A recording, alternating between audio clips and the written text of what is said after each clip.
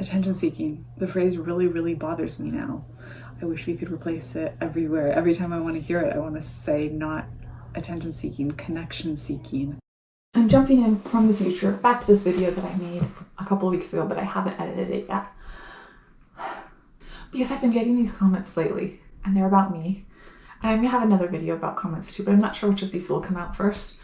Anyways, I made this video and it was about how people call autistic children attention seeking. And then I realized I've been getting these comments from neurotypical adults calling me attention seeking for having a channel about autism. Someone told me yesterday that I am being attention seeking for having a channel talking about autism and that I should just go and spend time with my children because that's all they really need anyways. It was just sort of one of those moments in your life where you're like, oh. Although honestly, I wouldn't want a connection with anyone using that sort of language. Today I want to talk about a phrase that you hear a lot in the therapy community. I know I heard it a lot when our kids were in ABA, and that was attention seeking. And if you're new here, our girls were in ABA for a long time. They aren't anymore. They will not be again. And I think that taking them out of ABA was the best decision that we ever made. Maggie and Tessie have now been out of therapy for 10 months. Maggie was in ABA for 7 years, almost 7 years, and Tessie was in ABA for 2 years. So Tessie was in ABA for half of her life. She was in for 35 hours a week, and Maggie was in for close to that, around 25 to 35 hours a week for more than half her life, from 3 to 10, just about. And since getting out of ABA, Maggie has just changed and grown so much. I do eventually want to make a video about why I think parents see so many benefits in the beginning for ABA, because it's so heavily about compliance, and why I don't think that's necessarily a good thing, and why I think our kids have been better off without it, and why Maggie's doing so much better now, because she's changed. All the things we worked for years on that were just always so hard have just come to her now that she's out of it. She's a different person, and she went from struggling with so many things. She has grown so much as a person since being out of ABA, and it has been so good for her. And it's hard because I know that the people that worked with her were trying to help her and had very good intentions. Some of them are my friends, and so that isn't easy for me to say that and to make a video that says that, but it's also the truth. And as a person who is autistic and hopes to make the world a better place for both my kids who are also autistic, all 5 of my kids are autistic, but also for future generations of autistic people, it feels dishonest not to share this experience of how much better off she's been since she's been out of ABA, how so many things that we struggled with for years just became easier within a month of her being out of it. How she started speaking more, how she started communicating better, how all of her interfamily relationships became better, how things that we struggled with for 7 years, like hair washing, just everything clicked into place. I was scared to talk about it because, I mean, for 7 years I had her in this therapy and I put like all of my faith in it. Everyone had told me to do it, from social workers to doctors. The pressure was unbelievable, and it was what I was told was absolutely best for her. And then after a few years, I started hearing about autistic people, and I didn't know I was autistic. Autistic people saying it wasn't good, and I would think that all the things that other people that I hear now, like, oh, that's the old ABA, and I would think, well, our ABA is not like that. Everyone's so nice and kind, and they don't use adversives with her. It's only positive. She gets positive reinforcements, and it's nothing like that. And it wasn't anything like the old ABA at all, but it still wasn't positive for her, even though the reinforcement was so positive. It was still conditioning her not to be who she was. It still just wasn't positive. It was still, forcing this sort of compliance that just wasn't positive for who she was. Really have someone suppress that much of who they are and have it be positive. And that sort of compliance at a young age is going to cause problems. You can't make an autistic person neurotypical and not have consequences. I mean, you can't, I should have stopped before that. You can't make an autistic person neurotypical. you can't make us neurotypical, but if you force us to mask, there are going to be long-term consequences. I just, as a little kid, kind of, not really as a little kid, but at some point, probably like 4th grade, started figuring out like, or even younger maybe, started picking up social cues and figured out it would be easier to fit in. But like the long-term repercussions were real. Masking might save you from bullies and stuff like that in small amounts. I mean, it does. Masking isn't something that's done to be deceptive or to lie to people. It's usually done to save you. It's like to make yourself safer. Autistic people do it to protect themselves, to keep from getting hurt, to keep from getting made fun of or bullied or like actually beat up. But the long-term repercussions psychologically of that is steep. For me, it was depression and ultimately trying to kill myself. I guess I've talked long enough about why I have problems with those types of therapies. But the point was, one thing you hear a lot in those types of therapies is attention-seeking behavior. And I've had people come on and say that sort of things about like Maggie eloping, because she used to elope a lot. And actually, since she's been out of ABA, she hasn't eloped at all. In fact, the one time that she walked out of the yard because there was a misunderstanding and a gate was left open by someone who was working in our yard, she just sat out and actually opened the door of my car, and she drank a Capri Sun and she sat out there and looked at DVDs and hung out until someone realized, because the other kids were about to leave with my mom and were in the house getting ready, and no one realized that had happened. And it was about 5 minutes before anyone realized the gate had been left open, and ran out and looked, and she was just sitting there, which, if you know the history there, in other circumstances when there's been a major mess up like that, which has happened over the past like 10 years of her life, it's happened maybe 5 times, she's taken off running. So that was like a major thing, and she just hung out this time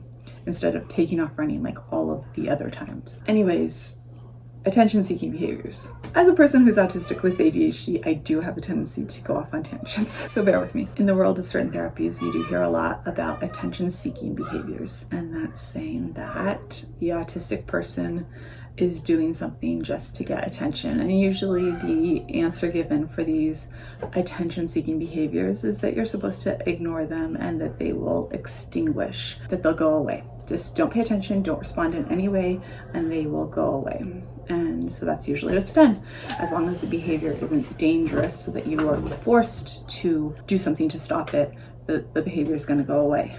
And that really, it didn't work for so many things that Maggie did. I mean, this is what we were instructed to do. And so she would do so many different things and we would just not react in any way. And it really didn't work in so many different things. She would just keep doing it and we wouldn't react, and she would just laugh or do whatever and keep doing whatever it was. Because she's smart and she knew that whatever she was doing that she wasn't supposed to be doing was having a response. She knew that it bothered me, whatever she was doing. I mean, even if I didn't respond to what she was doing, she knew when she ran away that it upset us. She knew that even if whatever it was didn't get any sort of response, Maggie still often had a pretty good idea the response that the person wasn't giving her. She had an idea, the response that it was, she had a pretty good idea, usually the response that it was actually having internally. And then as I got deeper and deeper into the autistic community, especially after being diagnosed myself, and I started reading more and more, at some point I read something or heard something or watched something, I don't remember exactly what it was, that posed the question, what if instead of attention seeking, you think of it as communication seeking? And I thought about that for a while, and I really could not get it out of my head. What if instead of attention seeking, I thought of it as communication seeking? And at first it didn't like make the switch over in my head right away. What if instead of attention seeking, Bubble Guppy, what if instead of attention seeking, I thought of it as communication seeking? What if I did? And so, yeah, then I started not reacting still, because I'd been trained for 7 years.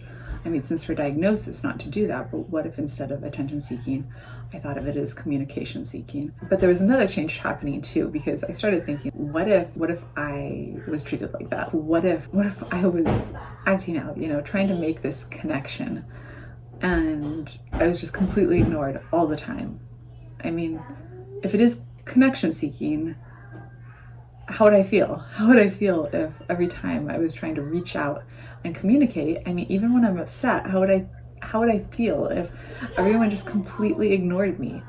I mean, so what if I'm so upset that I'm acting out in a way that's not appropriate? I mean, I've been there in my life when I've been at that point, especially when I was really depressed, when my behavior wasn't okay. How would I feel if everybody that I cared about just ignored me? It wouldn't have helped. I don't know if I would still be here. And that kind of just clicked in my head. And so the next time we were in one of those situations, I just kind of stopped. And instead of ignoring the behavior, I asked her what was wrong and started talking to her, and it stopped really fast. Now, Maggie's verbal. Her speech isn't like in a place where we can have abstract conversations about things a lot of the time. She just got an AAC device yesterday, which I'm hoping might change that a little bit with her sharing her thoughts. One of the things that she put on it today was, I think it was somewhat stormy or something like that, which was really cool because that was probably more abstract. Whatever it was, somewhat stormy, it was something like that. Because it was snowing outside, was probably more abstract than a lot of things that she says, because I'm hoping that might change a little bit, because I know she has so many thoughts in her head. She's so smart and she's able to express a ton to us, but I know there's so much more. I asked her what's wrong and what was going on, and she calmed down pretty quickly. And I mean, I've asked her what was wrong so many times over the years. It's not like I didn't do that, but maybe not directly when it was like this certain behavior that they were targeting in ABA and trying to extinguish, you know, because that was like a behavior. It was an attention-seeking behavior. It wasn't like, I don't know. So that's how I thought of it. And things started to change. And ultimately, the thing that got me to pull her out of ABA I was still scared. I was so scared to make the jump to pull her out of ABA. Ultimately, there's wait lists everywhere here, and they can be so long. And I was afraid to lose our spot. I was afraid that if I actually did this thing, that everything would fall apart and we would lose our spot. And so the pandemic made the switch for me because I was so on the edge. I was so afraid because I remembered how it was before when she was little and being so stressed out. But I mean, at that point, before, I didn't even know really what autism was, and I didn't know she was autistic. I didn't know anything about autism. And so I had no idea about any of this stuff. For us, the pandemic, it gave me that push, because then within 2 weeks, I was like, done. I knew that everything that everyone had told me had been right. This was horrible for them. This was the best thing for our family. Like, I would never put them back in. After a month, I sent the email and pulled them both out and said they wouldn't be going back. And that was it. Attention seeking. The phrase really, really bothers me now. I wish we could replace it everywhere. Every time I want to hear it, I want to say not attention seeking, connection seeking. It's not so much wanting attention, it's wanting connections. Think about why that child wants your attention in that moment. Why are they doing this? What's the motivation there? And oh my gosh, when I've given my attention, it hasn't reinforced that behavior. It hasn't done that at all. I mean, that's the whole point of it, right? You're not supposed to give your attention because it's going to reinforce the behavior and then you're going to see it all the time. That is not what I have seen at all. It's just not. That is all I know from my personal experience here. Giving my attention to my kids hasn't done that, but it has changed everything. Communicating with them, working through the behaviors that existed when they were in these therapies has changed everything. And all of the things that were so hard when we were in that place, it's like all of that went away. And I mean, it's not perfect. We're still autistic in a world that's very much designed for neurotypical people. There's still meltdowns. There's still sensory issues that abound everywhere. There's still days that are really, really hard. One kid coughed today, and that cough is a major sensory trigger for another kid that caused a meltdown in the middle of lunch. But the difference was, instead of like that meltdown, The difference was, instead of that meltdown turning into that particular kid like running upstairs or throwing themselves on the ground like would have happened at one point when they were in ABA. You're talking a lot right now. The kid that would have done that at one point for very many years, that started that when they started ABA, turned around and hugged the other kid and hugged them for like 5 minutes, which I will admit surprised their big sister who is used to the other reaction, and it was really nice. I mean, not the meltdown part, but the hugging part, for that hug to replace like running out of the room. It almost makes me cry because the other reaction, they couldn't even be in the same room hardly for years because of the coughing and that being like a meltdown trigger. It was just hard, and now it was like that turned into like a hug and one kid holding onto the other kid's arm and like cuddling up to them, and it was just totally, completely and unexpected. I'm sure there's so much more that can be said about this. There's probably people that have more experience with this in the autistic community that I would love to hear your remarks on it. This has been pretty life-changing for us. That is it for today. If you like this video, we'd love it if you give it a thumbs up, and if you're interested in all things autism, I'd love it if you did subscribe, and I'll see you tomorrow. Bye.